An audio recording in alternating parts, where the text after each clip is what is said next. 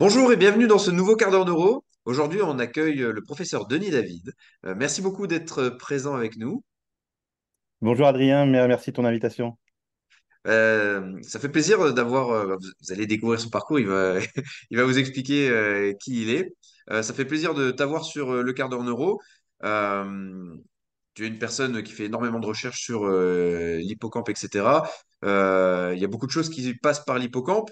Et dans ce cycle-là qu'on est en train de faire sur les quarts d'heure neuro liés au stress, aux émotions, au trauma, etc., je pense que ça peut être vraiment sympathique d'expliquer aux gens comment ça se passe dans notre cerveau.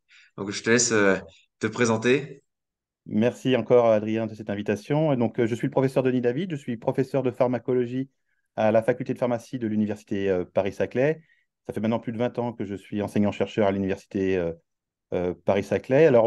Au-delà de mes enseignements, j'exerce ma recherche au sein du Centre d'épidémiologie et de santé des populations dirigé par le professeur Bruno Falissard, et plus particulièrement dans l'équipe MOODS, hein, donc on est une équipe INSERM, co-dirigée par le professeur Emmanuel Coruble, hein, qui est le chef de service de psychiatrie à l'hôpital de Bicêtre, et le professeur Alain Gardier. Et donc pour mon cursus, ben voilà, j'ai un cursus scientifique. Après une maîtrise de physiologie et de pharmacologie, ben, j'ai fait un diplôme d'études approfondies en sciences expérimentales en pharmacologie, et puis ensuite un doctorat à l'université de Nantes où je me suis intéressé en fait aux variables qui pouvaient influencer la réponse aux antidépresseurs. Et puis en 2003, après mon doctorat, bien, je suis parti en stage postdoctoral, hein, à Columbia University à New York. Je suis dans l'équipe du professeur René Hen pour m'intéresser justement à la neurogenèse hippocampique. Et j'ai été recruté comme maître de conférence en 2004. Puis en 2015, j'ai été nommé professeur des universités, toujours à l'université Paris-Saclay où j'exerce, voilà, maintenant depuis plus de 20 ans. Mon dada, entre guillemets, depuis mon stage postdoctoral, c'est la neurogénèse hippocampique adulte. Alors, derrière ce terme un peu barbare, qu'est-ce qui se cache en fait? Il se cache un processus physiologique qui existe chez Monsieur Tout le Monde, Monsieur et Madame Tout le Monde. Depuis la naissance et jusqu'à notre mort, on est capable de produire des jeunes neurones. Donc, c'est quand même une grande découverte, quelque chose d'important. Et je vais essayer de vous démontrer à travers quelques diapos et les échanges qu'on pourra avoir avec Adrien, son rôle dans l'apprentissage, donc dans les processus cognitifs, mais aussi dans les processus émotionnels. Donc, il faut savoir d'abord que le cerveau humain, c'est toujours important. J'aime bien toujours donner quelques Le chiffres, hein. C'est contexte. quand même le chef d'orchestre de notre corps, hein. C'est lui qui organise cette mélodie, hein, qui fait que tous les jours, nous sommes ce que nous sommes. Alors, quand on regarde bah, le poids du corps humain, hein, c'est à peu près 2%, c'est tout, hein, c'est du poids total, hein, le cerveau, c'est 1,3, 1,5 kg. Mais il faut savoir qu'en termes de consommation d'énergie, c'est 20% de l'énergie quotidienne consommée. Donc, vous voyez, 2% du poids total, mais 20% de l'énergie consommée. Donc, c'est quand même énorme. Et puis, c'est 86 milliards de neurones dans notre cerveau. Vous vous rendez compte du nombre de ces cellules neuronales qui peuplent en fait notre cerveau. Alors, oui, on perd des neurones. Moi, je me rappelle quand j'étais beaucoup plus petit, hein, il y a des dizaines d'années, on me disait toujours, attention, tu perds des neurones, tu nais avec un certain nombre de neurones et tu les perds au fil des jours. Oui, c'est vrai, on perd des neurones, mais vous allez voir qu'on a une plasticité cérébrale et qu'on a tous les jours aussi des neurones qui naissent, et notamment dans l'hippocampe. Alors, l'hippocampe, si vous voulez, c'est la structure la plus étudiée depuis les années 50. D'ailleurs, Eric Kandel, hein, qui a eu le prix Nobel de physiologie et de médecine en 2000, a été le précurseur des études sur l'hippocampe, avec notamment sa démonstration du rôle de la potentialisation à long terme, hein. C'est un phénomène qui est lié à l'apprentissage. Sans ce phénomène-là, on ne pourrait pas apprendre. Et donc, Eric Kandel, qui était à Columbia University, avec qui j'ai pu travailler lorsque j'étais en stage postdoctoral, a montré le rôle important de cette structure. Et puis, depuis, Eric Kandel et bien d'autres équipes s'intéressent non seulement à son rôle de l'hippocampe chez l'humain, chez le rongeur, mais aussi au-delà, donc dans les processus d'émotion. Alors, on la connaît, comme je viens de vous le dire, pour ses processus cognitifs, mémoire déclarative, mémoire contextuelle, mais il faut savoir aussi que, et d'ailleurs c'est l'un des travaux de notre équipe, on s'intéresse aussi au rôle de ces structures dans la réponse au stress, à l'humeur et aux émotions. Donc en fait, d'ailleurs, on parle de cognition froide, c'est celle qui est Mm. indépendante des émotions, et de cognition chaude, celle qui va dépendre de l'environnement et de notre état émotionnel. Et puis tout à l'heure, je parlais du cerveau comme chef d'orchestre de notre corps. Je dirais alors, évidemment, parce que je travaille beaucoup sur l'hippocampe, mais que l'hippocampe est aussi une des structures clés de notre cerveau, puisqu'elle va réguler bien d'autres régions cérébrales. Elle va réguler notamment l'axe hypothalamo-hypophyso-surrénalien, donc cet axe impliqué dans la régulation du stress. Elle va réguler aussi l'amygdale, une structure impliquée dans la peur. Donc, il va y avoir des échanges entre l'hippocampe et bien d'autres régions cérébrales. Et puis l'hippocampe, ce qui est intéressant, c'est que chez les mammifères, on retrouve, elle est plutôt bien conservée, hein, comme vous pouvez le voir ici. Donc là, c'est un cerveau de rongeur. Ici, un cerveau humain, on va retrouver de l'hippocampe aussi bien chez le rongeur que chez l'humain, avec des différences en fait juste dans l'orientation, parce que nous sommes des bipèdes, contrairement aux rongeurs qui marchent à quatre pattes. Donc, ce qu'on appelle la région dorsale chez le rongeur, eh bien, ça va correspondre, si vous voulez, à la région, dans ce cas-là, postérieure chez l'humain. La région ventrale chez le rongeur, c'est la région antérieure. Et pour vous Ok. donner un peu plus d'idées sur cette région de l'hippocampe, eh bien, on dit d'une manière générale que la région euh, dorsale, donc la région postérieure, est plutôt impliquée dans les phénomènes cognitifs, alors que la région, on va dire, ventrale chez le rongeur et antérieure chez l'homme est plutôt impliquée dans les processus émotionnels. Et donc, cet hippocampe, on peut même parler de structure hippocampique parce elle comporte l'hippocampe des sous-régions comme le gyrus dentelé, les cornes d'amont. Eh bien, je vais m'intéresser justement au gyrus dentelé. Eh bien, le gyrus dentelé dans l'hippocampe, c'est une structure qui contient des cellules souches. Et ces cellules souches vont être capables, tout au long de la vie, de se différencier. Alors, pour redonner des cellules souches, mais pour aussi donner des progéniteurs. Et ces progéniteurs qu'on appelle des progéniteurs neuronaux, alors évidemment, hein, la majorité d'entre eux, 80% d'entre eux, vont subir un phénomène apoptotique, c'est-à-dire qu'ils vont mourir, heureusement, mais pour les 20% restants, eh bien, ils vont se différencier progressivement en neurones, et ces neurones vont devenir des neurones matures qui vont échanger avec les plus anciens neurones. Et ce phénomène, en fait, de neurogénèse hippocampique adulte, on l'a depuis notre naissance jusqu'à notre mort, et c'est un phénomène très bien conservé chez les mammifères, que ce soit chez les rongeurs, chez les primates, mais aussi chez l'homme. Ça a été identifié par différentes techniques, par différentes équipes depuis plusieurs années, malgré un mythe qui, au début du XXe siècle, hein, donc on était dans les années 1900, le mythe était qu'après la naissance, on naissait avec un pool de neurones qui était Hmm. immuable et qui ne faisait que décliner. Depuis, avec l'avancée des technologies et des techniques d'investigation, on sait que ce phénomène existe, comme je vous l'ai dit, chez tous les mammifères, excepté une classe de mammifères, les cétacés. On ne sait pas encore pourquoi, mais il semble que chez les cétacés, il n'y ait pas de neurogénèse hippocampique. Alors, cette neurogénèse hippocampique, c'est vrai que pour l'instant, chez l'homme, comme chez le rongeur, on l'étudie principalement en post-mortem grâce à des techniques d'immunohistochimie, en fait, de marquage, comme vous pouvez le voir ici. On n'a pas encore de technique d'imagerie assez fine pour pouvoir l'étudier, on va dire, in vivo au cours de la vie. Ce qui est intéressant avec les techniques d'immunomarquage, c'est que vous voyez qu'à tous les stades, prolifération, survie, différenciation, intégration au niveau des couches du gyrus dentelé, eh bien, on a des marqueurs différents qui fait que nous sommes capables, à un instant T, de dire à quel stade en est la cellule. On est capable de dater, en fait, la cellule et de se dire, eh bien, cette cellule est née, par exemple, il y a 10 jours. Alors, on a un phénomène qui s'appelle la neurogénèse hippocampique. La question est de se dire à quoi sert ce phénomène? Quel est le rôle de ce phénomène dans le comportement, on va dire, humain? Et donc, pour cela, comme je vous l'ai dit, comme on a la chance d'avoir un phénomène qui existe aussi chez les primates, qui existe aussi chez les rongeurs, on s'appuie sur des modèles précliniques pour essayer de comprendre ce phénomène-là. Tout d'abord, pour vous montrer que ce phénomène existe à l'état basal, vous voyez, alors voilà, c'est une cage de souris. Les souris, en fait, si vous voulez, donc les souris que nous étudions au laboratoire, sont hébergées par quatre. C'est la réglementation qui demande ça. Vous voyez, dans une cage classique, hein, c'est une cage d'hébergement classique. Hein. Il faut savoir que l'expérimentation animale aujourd'hui est très encadrée. Elle est encadrée de la même sorte que les essais cliniques chez l'homme et demande des agréments, des autorisations. Et donc, quand on veut étudier le phénomène de neurogénèse hippocampique, vous voyez que ici, donc en bleu, vous avez des neurones matures, donc des neurones plus anciens du gyrus dentelé de l'hippocampe, et en vert, ce sont des neurones, des jeunes neurones en cours de maturation. Donc, vous voyez que ce phénomène-là existe chez les rongeurs à l'état basal.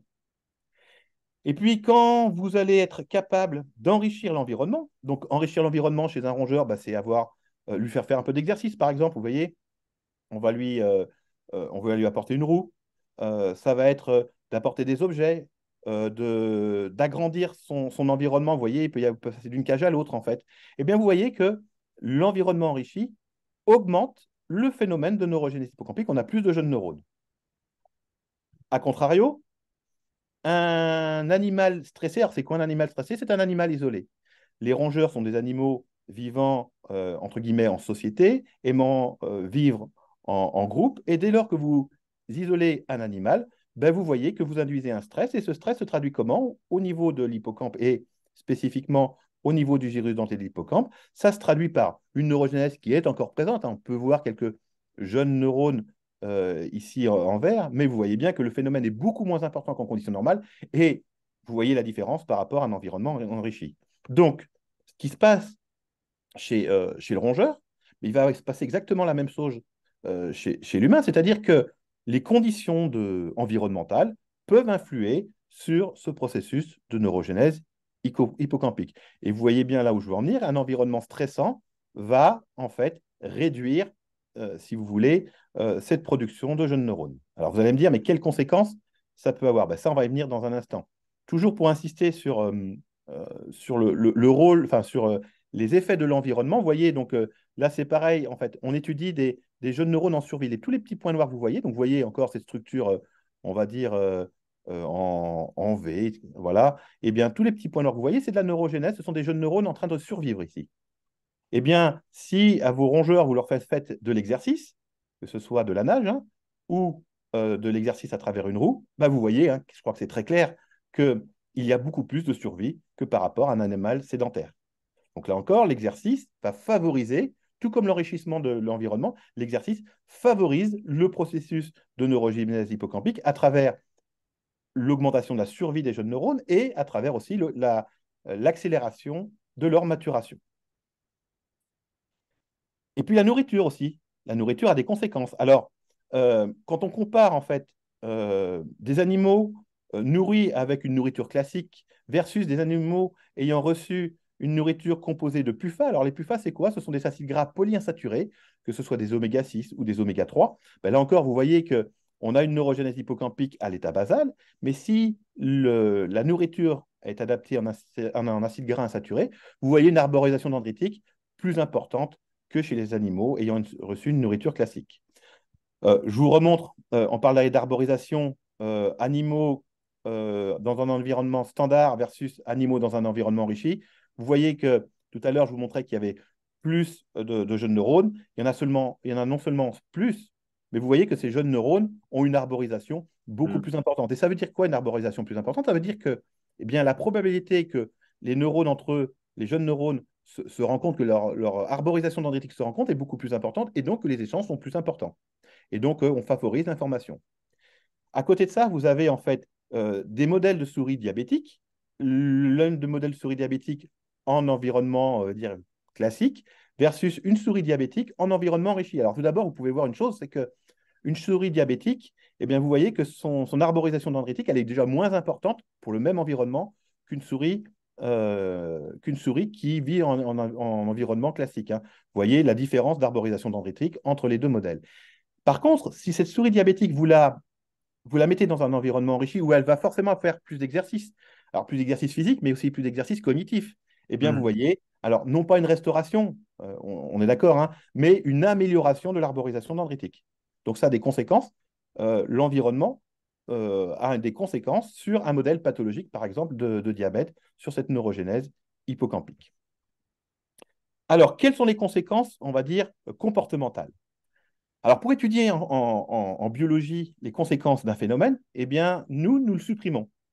Je prends toujours cet exemple-là. À quoi sert un volant? Ben, vous prenez deux voitures. Chez une voiture, on supprime le volant, on vous demande de tourner, et puis à un moment donné, ben, vous ne pourrez pas tourner et vous direz, ben, le volant, c'est quand même super important chez une voiture pour vous Hmm. permettre de tourner. Eh bien, là, qu'est-ce que l'on fait? On supprime la neurogenèse hippocampique. Alors, comment on fait ça? Eh bien, c'est le laboratoire dans lequel j'ai exercé mon postdoc, donc le laboratoire du professeur Ronen à Columbia University à New York, qui a utilisé une méthode d'ablation de la neurogenèse hippocampique basée sur l'irradiation. Vous savez que, par exemple, pour traiter certains cancers, eh bien, les personnes vont recevoir ce qu'on appelle des rayons X, donc c'est de l'irradiation, et l'irradiation casse l'ADN et entraîne les cellules en division vers un phénomène apoptotique, vers la mort cellulaire. Eh bien, on fait la même chose puisque la neurogénèse hippocampique, c'est quoi? La neurogénèse hippocampique, en fait, c'est un phénomène basé sur une division cellulaire. Une cellule souche va donner un progéniteur. Eh bien, au moment de la division cellulaire, si cette cellule reçoit une irradiation, eh bien, vous allez déstructurer l'ADN et vous allez entraîner un phénomène apoptotique, donc une mort cellulaire. Et donc, on regarde dans certaines tâches que fait l'absence de neurogénèse. Alors, donc, on a, vous allez voir, avant de vous montrer la vidéo, deux groupes. Donc, vous voyez qu'on a une plateforme, en fait, hein, comme vous pouvez le voir, qui tourne avec un rongeur. Et on a tout d'abord, alors vous allez regarder que le camembert rouge. Le camembert rouge, en fait, la souris ne le voit pas. Il est dessiné artificiellement, entre guillemets. La seule chose que la souris a, vous pouvez voir ici, donc ça, je remercie l'équipe du professeur René N et notamment Nisha Burchat, hein, c'est un papier qu'elle a publié il y a quelques années sur ce travail-là. Eh bien, vous voyez que l'animal a des indices autour de la salle. Là, un rectangle blanc, là, un rectangle blanc hachuré. Et donc, l'animal, en fait, se repère dans son environnement et va apprendre très rapidement que lorsqu'il euh, s'introduit dans ce camembert rouge, il recevra un léger choc électrique. Pas douloureux, mais désagréable. Donc, vous comprenez très vite que l'animal, que se passe-t-il? Eh bien, il apprend très vite qu'il ne faut pas aller, par exemple, au niveau de ce rectangle blanc hachuré, parce que sinon, il recevra ce petit choc désagréable. Donc, il apprend à se mouvoir dans son environnement nouveau en évitant cette région-là. Eh bien, qu'est-ce que l'on observe? Ici, vous avez des animaux CHAM. CHAM, ça veut dire qu'ils ont subi toute la procédure sauf l'ablation de la neurogénèse. Donc, ils produisent toujours des jeunes neurones. X-ray, ce sont des animaux qui ils ne sont plus capables de produire de la neurogénèse hippocampique. Eh bien, là, on voit que lorsqu'il s'agit d'éviter une seule région aversive, l'animal, même sans neurogénèse hippocampique, le fait très bien. Vous voyez, il n'y a pas plus Hmm. d'erreurs dans le groupe sans neurogénèse qu'avec le groupe neurogénèse. Maintenant, on va complexifier la tâche. On ne va pas avoir une, mais deux régions à éviter, avec des repères différents. Vous voyez que cette région bleue, c'est la région bleue, la deuxième région à éviter, elle est dans un repère galiléen, ça nous rappelle nos cours de physique et de première terminale. Eh bien, je vous rappelle, hein, le repère galiléen, je donne toujours ça pour les non-physiciens. Vous êtes dans le TGV, il y a le repère de votre collègue en face de vous dans le TGV. Ça, c'est le repère du TGV versus vous regardez l'extérieur, hein, vous regardez les champs de fleurs, c'est un autre repère. Donc, vous voyez, par rapport, si quelqu'un est au niveau du champ de fleurs et vous voit voyager à 300 km/h, vous, dans le TGV, vous regardez votre collègue, il ne voyage pas à 300 km/h. Donc voilà, ça dépend du repère là où vous êtes. Donc là, l'animal, en fait, il doit comprendre qu'il y a des indices extérieurs à l'appareil qui est en rotation et des indices propres à l'appareil. Donc vous avez vu, il y a ce petit cube noir. Eh bien, il doit apprendre que, par exemple, la deuxième région à éviter, le deuxième camembert à éviter, il est à 90 degrés à gauche, pardon, de ce cube bleu. Donc vous voyez que la tâche est quand même beaucoup plus complexe. Et les stratégies, l'animal ne Hmm. peut pas se dire bah, je vais attendre, je ne vais pas bouger parce qu'à un moment donné, il va te faire attraper par le camembert rouge. Ou s'il reste ici, bah, il prendra un petit choc. Donc, que se passe-t-il dans ce cas-là lorsque la neurogénèse est supprimée? Eh bien, quand la neurogénèse est supprimée dans ce cas-là, bah, vous voyez que l'animal se rappelle bien qu'il fallait éviter la zone rouge. Donc, avec ou sans neurogénèse, il y a jamais il y a jamais plus d'erreurs quand il n'y a pas de neurogénèse. Mais par exemple, avec la nouvelle règle, l'animal qui n'a plus de neurogénèse n'est plus capable de l'apprendre. Donc, dès que la tâche est complexe, dès que la tâche cognitive est complexe, vous faites appel à votre neurogénèse hippocampique. Je dis toujours, aller dans un bâtiment, vous savez vous y repérer, c'est assez simple. Aller jusqu'au bâtiment. Donc ça, vous n'avez pas besoin de votre neurogénèse hippocampique. Mais après, si dans le bâtiment, toutes les portes sont de la même couleur, eh bien, c'est pour y retourner, eh bien, vous aurez fait appel à votre neurogénèse hippocampique parce que les portes vont se ressembler. Il y aura que quelques détails qui différeront entre les portes et entre les pièces. Et donc, c'est votre neurogénèse hippocampique qui sera capable si vous voulez, de vous permettre de vous repérer dans un environnement qui est proche, mais différent. Donc, on dit qu'en fait que la neurogénèse hippocampique participe en fait à la séparation de patterns. Alors, c'est quoi la séparation de patterns? C'est-à-dire, c'est identifier des contextes qui sont très proches, mais quand même différents. Et les travaux récemment, et notamment ceux de l'équipe de Rodin, montrent qu'en fait, chez les personnes souffrant d'un déficit en neurogénèse hippocampique, on a ce pattern de séparation qui est affecté. Et donc, par exemple, dans le stress post-traumatique, on va se retrouver avec des déficits.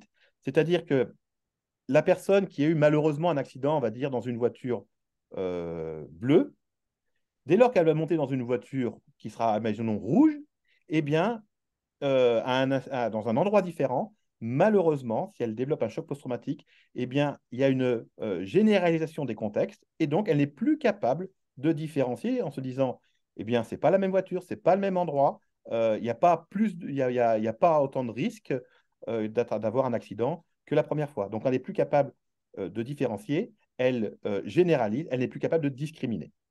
Donc, la neurogénèse hippocampique, eh bien, elle va favoriser tous les phénomènes de discrimination cognitive.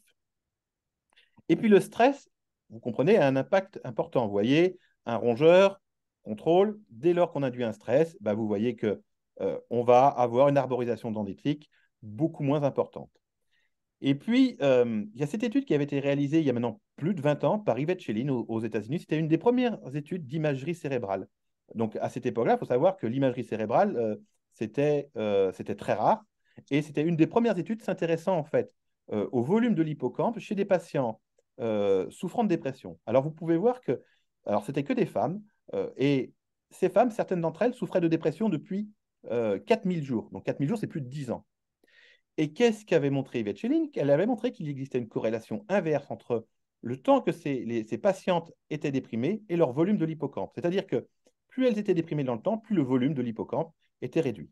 Hmm. Alors la question qui s'était posée, donc il y avait une corrélation aussi négative, la question qui s'était posée, c'était est-ce que c'est parce que ces patientes étaient nées avec un petit hippocampe qu'elles développaient des épisodes dépressifs qui duraient dans le temps, ou est-ce que c'était le fait d'avoir un épisode dépressif caractérisé qui perdurait, elle ne répondait pas à certaines thérapeutiques, que ça entraînait en fait une réduction du volume de l'hippocampe.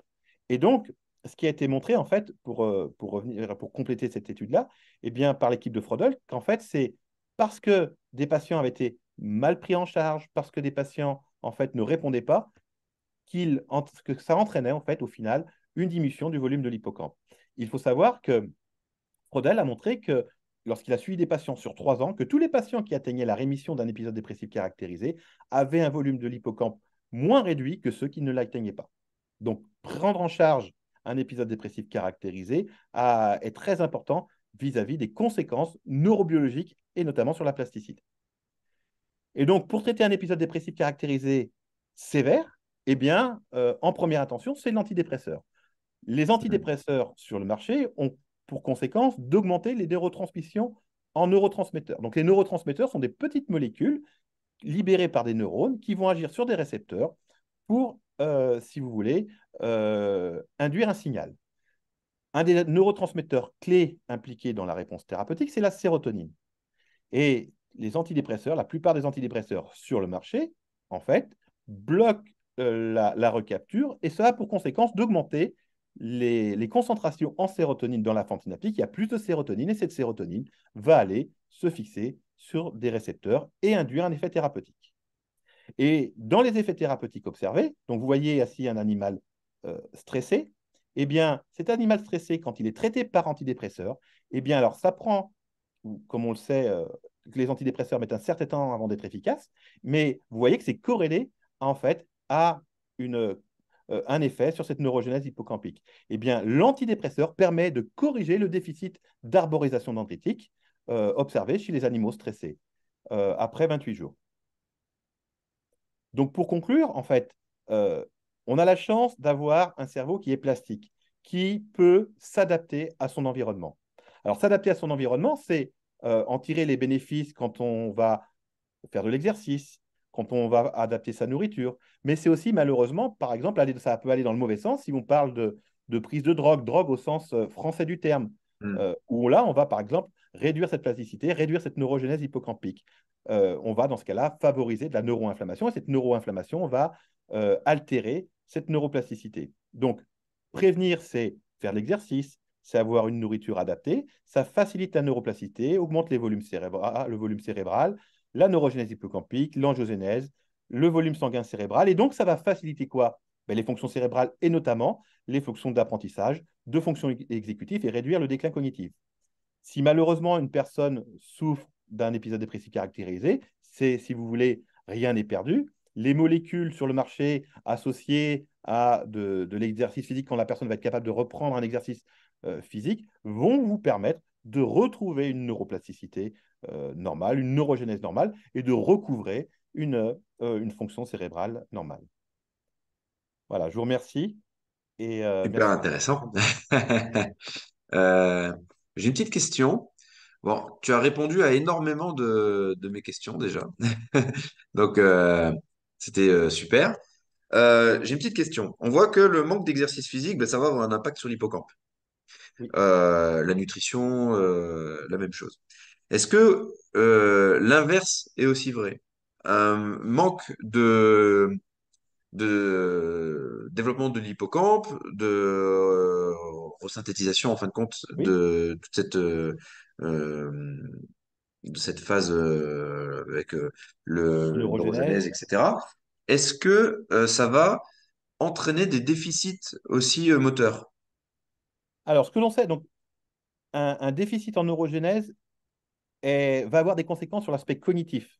Clairement, c'est sur les aspects cognitifs plus que sur les aspects euh, émotionnels, entre guillemets. Donc, sur les aspects émotionnels, c'est dans la réponse aux molécules. S'il y a un déficit en neurogénèse, la réponse aux molécules se fait beaucoup moins bien.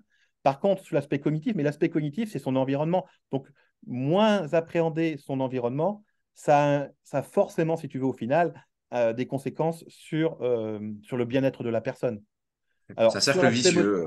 sur l'aspect moteur, ben, si tu veux, ça c'est plus lié. Quelqu'un qui souffre par exemple d'un épisode dépressif caractérisé, c'est quelqu'un qui peut avoir un ralentissement moteur. Donc ça, si tu veux, c'est des conséquences, on va dire, euh, périphériques d'un problème neurobiologique. Donc le ralentissement moteur est un des symptômes que l'on peut retrouver chez les patients souffrant d'épisodes dépressifs caractérisés. Et là, justement, l'antidépresseur permet de restaurer une neurogénèse, permet de restaurer une plasticité, et donc de recouvrer justement un bien-être non seulement psychologique, mais aussi périphérique, parce qu'il y a les symptômes Hmm. périphériques, tu vois, on sait très bien que ce ralentissement moteur fait partie des symptômes. Ouais, parce que tu vois, quand il y a des gens qui ont des traumas, qui se sentent bah, tu sais, pétrifiés, qui disent ne plus avoir le goût de faire quelque chose, mais qui disent aussi ne plus arriver à se mettre en avant. Et donc, il faut venir essayer bah, de peut-être, bah, il y a cette phase médicamenteuse qui va les aider à recréer de la neurogénèse et aussi les aider et en fait, bien les accompagner sur le fait en fait, de retrouver un comportement pavlovien, de s'émerveiller de choses, de Bah, s'ouvrir à plein de le choses. plus dur à recouvrer pour un patient souffrant d'épisodes dépressifs caractérisés, c'est le sens à l'effort. Mm. Il y a des patients qui vont vous dire qu'ils préfèrent avoir une fracture physique d'un os qu'un épisode dépressif caractérisé sévère. Je parle bien de l'épisode dépressif caractérisé sévère, là où les antidépresseurs sont recommandés en première intention. Quand l'épisode dépressif caractérisé est léger, modéré, l'antidépresseur n'est pas recommandé. Donc, faut pas faire cet amalgame. Les antidépresseurs sont recommandés en première intention dès lors que l'épisode dépressif caractérisé est dit sévère. Et un des symptômes les plus difficiles en fait à corriger, c'est vraiment le goût de l'effort. Et donc, on voit bien que euh, c'est difficile pour une personne qui souffre d'épisodes dépressifs caractérisés à sortir de chez soi parce que ça demande un effort tellement colossal par rapport à la pathologie. Hein. Ben, je compare souvent en disant, ben, si vous avez malheureusement, imagine, une fracture du tibia, on ne va pas aller demander à la personne d'aller faire ses courses. Mm. Eh bien, c'est la même chose neurobiologiquement parlant. En fait, qu'il faut comprendre, et c'est vraiment, c'est pas une vue de l'esprit, l'épisode dépressif caractérisé sévère. Il y a un substrat neurobiologique derrière qui est altéré, des neurotransmetteurs, des régions cérébrales qui sont altérées. Et ça, autant pour on va dire un os cassé, bah, vous allez faire un plâtre, vous allez immobiliser la personne. Autant là, vous avez besoin d'une approche thérapeutique pour aider la personne à recouvrer bah, ses émotions, à recouvrer son bien-être, en fait. Et la neuroplasticité participe. Alors attention, je ne suis pas en train de dire que euh, la plasticité, c'est le seul substrat neurobiologique impliqué dans la réponse thérapeutique. C'est un des substrats neurobiologiques, ce n'est pas l'unique substrat, mais on sait aujourd'hui que si ce substrat neurobiologique n'est pas stimulé, la réponse n'est que partielle. Et quand une réponse est partielle, on sait très bien que le risque de rechute est beaucoup plus important. Hmm. Donc, il faut que des molécules agissent sur ce substrat neurobiologique. Alors, je parle de l'épisode dépressif caractérisé, mais on parlait tout à l'heure du stress post-traumatique, hein. Il y a des voies de recherche sur le stress post-traumatique pour cibler uniquement la neurogénèse, justement pour favoriser ce processus, comme je l'expliquais, de séparation de patterns, pour permettre de discriminer des environnements qui peuvent être proches, mais quand même différents. Tout à fait. On avait parlé un petit peu la dernière fois quand on s'est vu sur le stress post-traumatique. Il y aurait aussi beaucoup de choses à dire. C'est encore un autre domaine. En tout cas, je te remercie déjà bah, pour toutes ces explications. C'était vraiment bien amené. Merci d'avoir partagé bah, cette mini-conférence finalement avec nous. C'était très instructif. Si les gens ont des questions, tu es sur les réseaux sociaux, Oui, Denis David, mais aussi on peut te retrouver régulièrement sur des conférences. Tu organises de plus en plus de petites conférences autour du en public, Plessis exactement. aussi. Tout Et à fait, donc je vous encourage fortement à aller rencontrer Denis pendant ces avec grand petits colloques, plaisir. séminaires. Puis sachez que notre équipe est là pour... ça fait partie de notre rôle d'enseignant aussi, de montrer que l'épisode dépressif caractérisé, eh bien, c'est une pathologie comme beaucoup d'autres pathologies et qui a besoin d'être pris en charge. On a une recherche de pointe qui existe, il faut le savoir, sur ces pathologies-là pour mieux prendre en charge les patients. Parce que même si les antidépresseurs sont efficaces, ils mettent un certain temps avant d'être efficaces. Il y a 30 à 40% des gens qui ne répondent pas. Il y a des patients qui sont même résistants, comme pour les antibiotiques. Donc, on essaye de comprendre ces mécanismes de résistance. Il faut savoir qu'aujourd'hui, c'est 350 millions de personnes atteintes d'épisodes dépressifs caractérisés dans le monde et c'est une pathologie qui potentiellement est mortelle. Hmm. Donc, on a besoin de la prendre en charge. Et puis, ben, j'encourage tout le monde à soutenir aussi la recherche, quelle qu'elle soit, et notamment celle sur l'épisode dépressif caractérisé. On en a besoin. On connaît tous quelqu'un qui, malheureusement, en souffre et on sait combien c'est difficile. Merci beaucoup, Denis, pour ce Merci partage. Adrien, c'était un réel plaisir. Merci de ton invitation. Merci et à bientôt. À bientôt.